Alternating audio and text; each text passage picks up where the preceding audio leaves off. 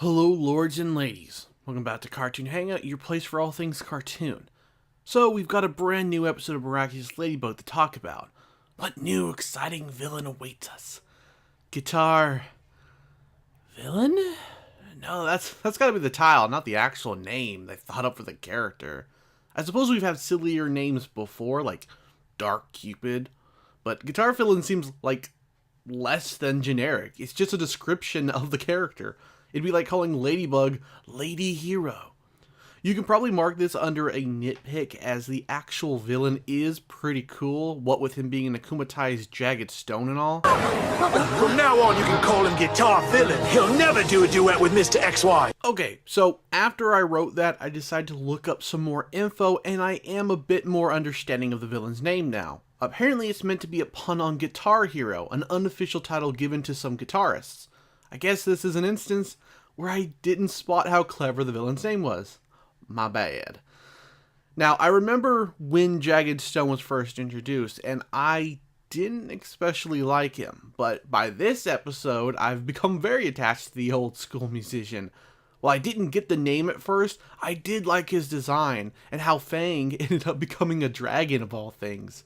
His powers were sort of a mix between offensive and hypnotic. He could use sound waves to attack Cat Noir, but also entrance people into rocking out.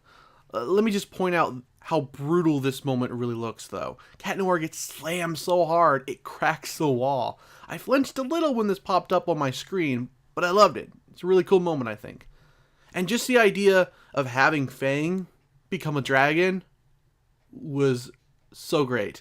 It really allowed the show to feature some of its awesome backdrops, especially the ones of Paris at night.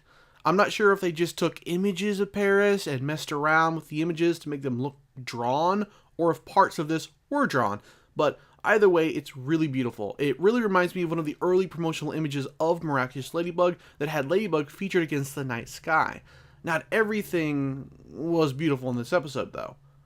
Some of the animations for the sound waves looked a bit off to me, and there's a moment where Fang's wings clip through walls and buildings.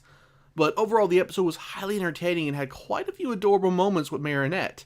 It's really cool to see her growing as a designer and artist, even being asked to do Jagged's new album.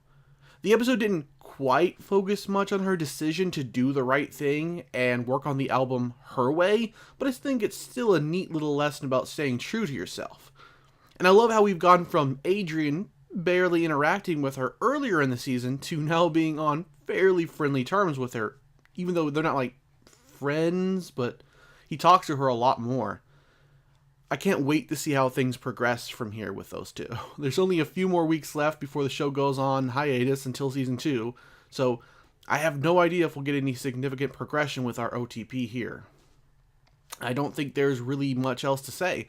This was a really cool episode filled with maybe not so cool moments like Jagged repeatedly yelling "Solo," which got pretty annoying after a while, but I think that's just only one of the few complaints I have with this episode. If you're really into rock and roll, you'll probably love it.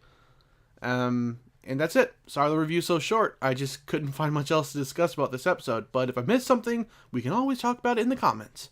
Let me know what you liked or disliked about this episode down below. Thanks for watching. Take care. I can't feel my legs anymore. Hold me up. I'm gonna fall over. Is he still around? It's okay, he's gone. You can fall over. This is the happiest day of my life.